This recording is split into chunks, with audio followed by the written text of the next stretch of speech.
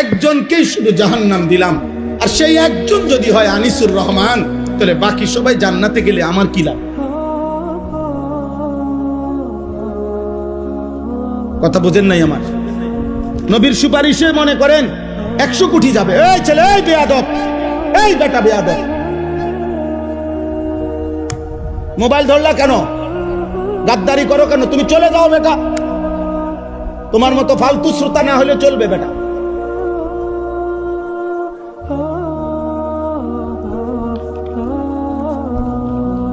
জি বাবা, আপনারা ধরে বুঝান আপনাদের ছেলেদেরকে, বলেন একটা লোক যদি একজন, আরে ভাই একজন আমি যদি জাহান্নামী হই, যারে আল্লাহ জাহান্নাম দিবে সে যদি আমি হই, বাকি সবাই যদি জান্নাতে যায়, আমার কি লাভ?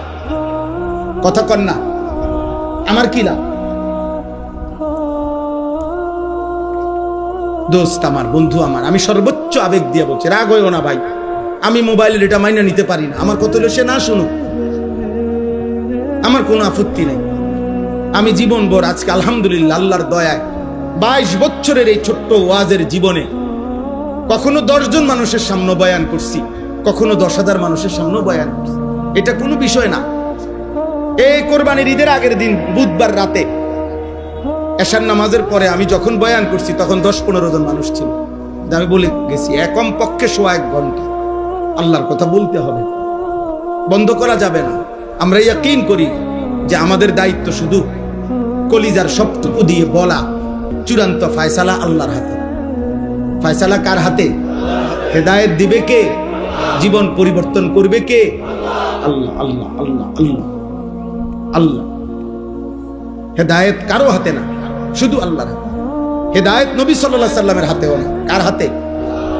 যার কারণে যে নবীর কথায় আবু বকর এক কথায় কালেমা পড়ছে, সেই নবীর কথায় 10 বছর এক টানা আপন চাচা আবু তালেবকে নবীজি দাওয়াত দিছে। আর মোট 38 বছর আবু তালেব 38 বছর নবীজির খেদমত করছে। কত বছর?